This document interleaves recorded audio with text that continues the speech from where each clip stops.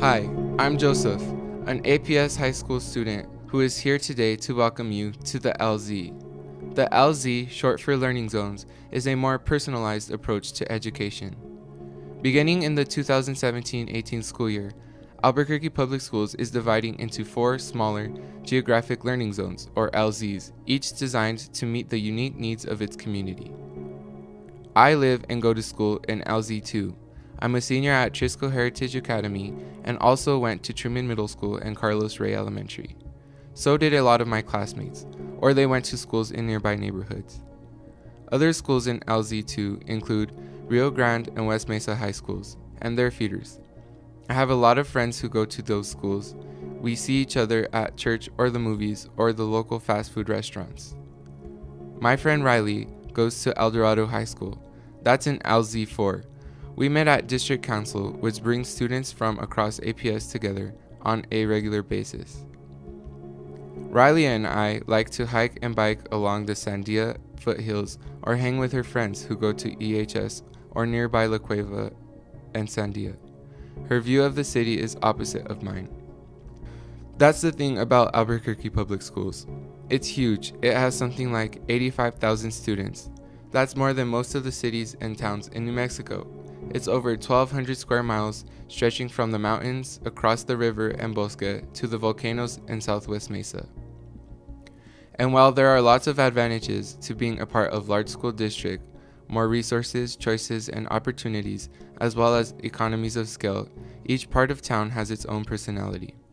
And so do its schools. APS students all want the same basic things from our education. We want to be good readers, problem solvers, and critical thinkers. We expect to graduate from high school prepared to go to college, trade school, or into the military on our way to successful careers. We also want to feel safe. Nobody wants to be hungry or cold or scared. Even though we share similar goals, our paths might look a little different depending on the neighborhood, or LZ, in which we live. In my LZ, for example, lots of students are enrolled in dual language classes. I started my bilingual education at Carlos Ray, continued it through my years at Truman, and will graduate high school with a bilingual seal, opening doors for me in the future.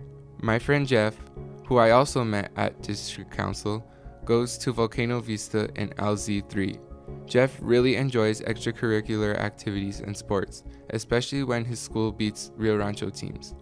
Another friend, Maya, goes to Highland in LZ1, one of the district's many community schools that provide resources and services for neighborhood families. It's not unusual to have people coming and going all day long at these schools. Albuquerque Public Schools wants all of its students to attend high-quality schools that are responsive to their communities. The district expects these schools to provide access and equity for all, create environments for students to thrive academically, socially, emotionally, physically, and with humanity, prepare students to be successful at the next level with 21st century skills, engage students in meaningful educational experiences. That's why APS is taking a more personalized pre-K to graduation approach to education. If you're closer to the problem, you're closer to the solution, right? How will these zones work?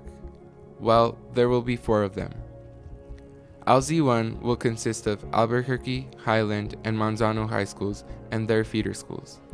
LZ2 is made up of Trisco Heritage, Rio Grande, and West Mesa High Schools and their feeder schools. The schools in LZ3 are Cibola, Valley, and Volcano Vista High Schools and their feeder schools. LZ4 includes Del Norte, El Dorado, La Cueva, and Sandia High Schools and their feeder schools. Each LZ will be assigned an associate superintendent along with support staff. They will be on hand to support the schools and provide needed services on a daily basis. They'll help with training, instruction, data collection and interpretation, technology, testing, special education, and more. The schools will learn from and support each other too. One way they'll do this is through monthly rounds. Similar to hospital rounds made by doctors, instructional rounds involve colleagues, in this case associate superintendents and neighboring principals, making visits to provide feedback based on schools' developed problems of practice. The rounds have been very effective, resulting in enhanced dialogue, collaboration among feeder schools and communities, and support and strategies for improvement. It's a vertical approach to education.